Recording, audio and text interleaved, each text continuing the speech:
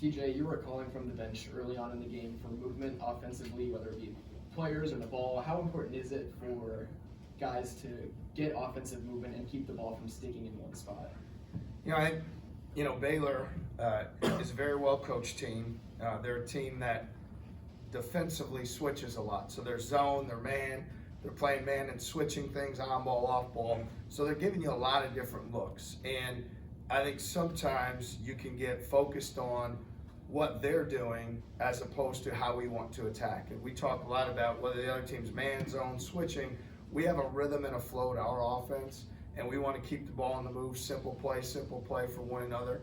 And they did a great job at stretches early preventing us from doing that. And the ball gets stuck and we'd over dribble it. And I felt like in the second half our intent was much better.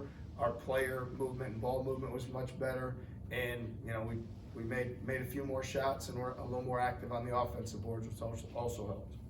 And when things go quiet on the offensive end sometimes, what does it take to climb back into a rhythm and create some of that offensive momentum again? Yeah, best way to do it is get stops, live ball turnovers. We didn't have many of those today. And play off your defense. So you're attacking in advantage situations.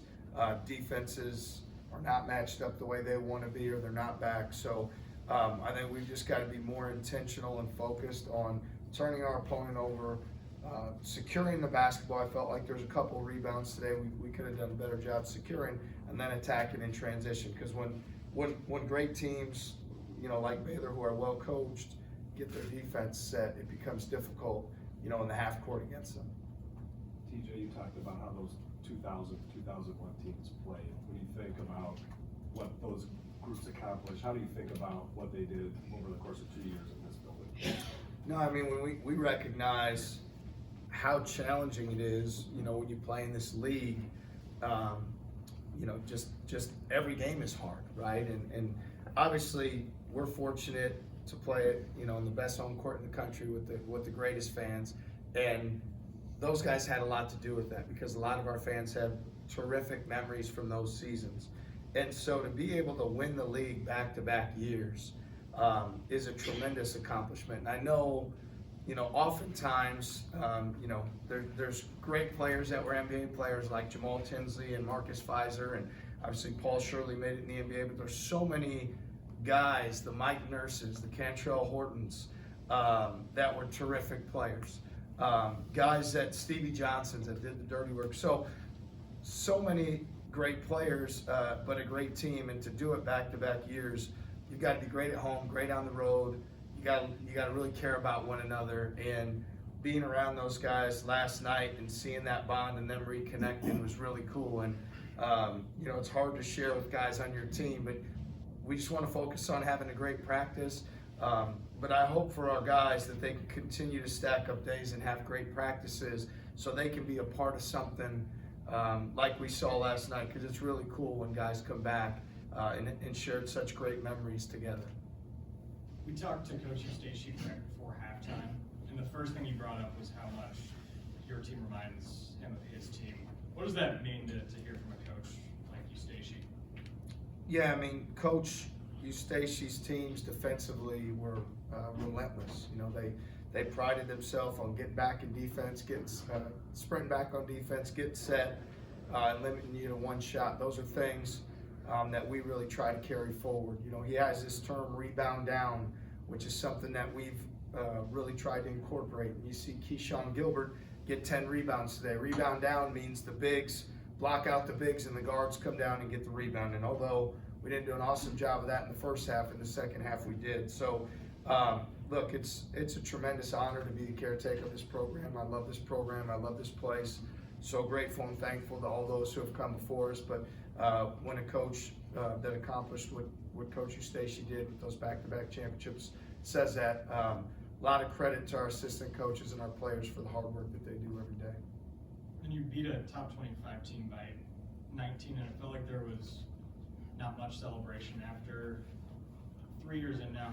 How expected do those wins feel when they happen? More than anything, we're not as outcome based, even though we understand that on the day of the game, the job is to come out with a win, find a way to win by any means possible. We want to continue to keep our focus on staying in our routine each and every day, getting the most out of our day, focusing on our daily habits, and making sure that we stay locked in. And it's how you do anything is how you do everything. That's such a big deal in our program. How you carry yourself, how you treat people, how you practice, how you stay humble, how you focus. So, look, it's great that we're able to win the game today. I have a lot of respect for their coach and a lot of respect for their program, and they're terrific. And we're just going to keep our head down and keep doing the hard work, and the games will take care of itself if we keep our focus where it needs to be. TJ, what are your thoughts on the way that your team handled Baylor? Just a great offensive rebounding team, but you guys were able to limit their second chance opportunities in scoring. Yeah, I mean, at the start, they were terrific. Felt like Omier and Ujawuna had 7 offensive rebounds in the first 12 or 13 minutes. I mean, they were all over the glass early. Part of how we're trying to do things is the consistency over 40 minutes, and we did challenge our guys at halftime in that area to make sure guarding the dribble is important, but also finishing plays on the glass. And I think that's an area we can continue to work on, an area we continue to be good. But over time, you realize, with Baylor's program, they often average 15 offensive rebounds, and every single year they're great at it. So you've got to be at your very best and be focused at all times to try to keep a team like that off the glass, and felt like in the second half we did. It's obviously no secret that you guys are playing pretty high level offense this year, top 3, top 5 in the country. Today you go 6 of 11 from 3 in the second half. How much of a conscious effort have you guys made to play more like analytically sound basketball of paint twos, free throws, and a higher volume of threes this season? Yeah, I would say, I talk all the time about young coaches and how numbers driven and analytics. I'm always going to be mentality driven. I think when you're the tougher team, the more physical team, the more aggressive team, those things come out, on their own. And so things I really look at statistically are turnovers, trying to win that battle, which today we did. Paint points, which is a part of that, which today we were successful there. Rebounding, which we had more rebounds, but I could argue that on either side of it. And then I feel like when you're the more aggressive team, teams have to collapse, teams have to try to support the paint on the glass, and that's where the looks from 3 comes. So I think a lot of teams that play the analytics are a lot more volume from 3 than what we are. We want to win at the paint, we want to win at the rim, we want to win at the foul line, and we want to take the right threes, and I felt like for the most part tonight we did that. To follow up, do you feel like when you guys are having a lot of success in the paint and getting to the free throw line that more opportunities are naturally coming for guys like Curtis and Milan from beyond the arc?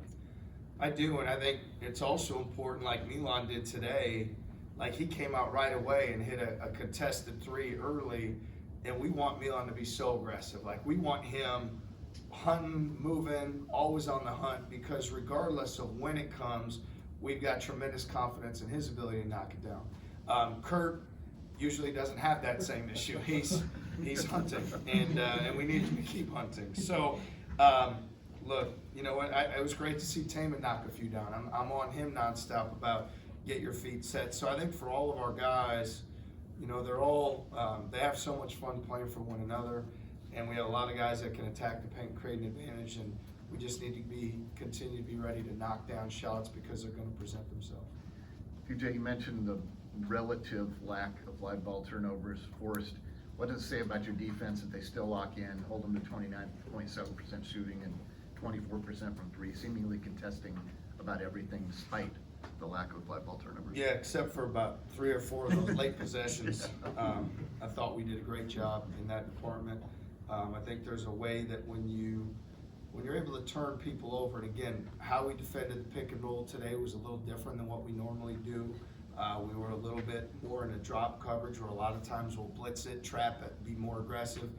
We felt like by doing that, we could do a better job keeping Omier in front of us, taking lobs away from the big man, and then keep them off the glass, and that was important. So we knew that the likelihood of turning them over probably wouldn't be as great, and then they have very skilled guards as well. So it's great that we were able to to contest, to make a miss, to keep them away from the rim and the foul line.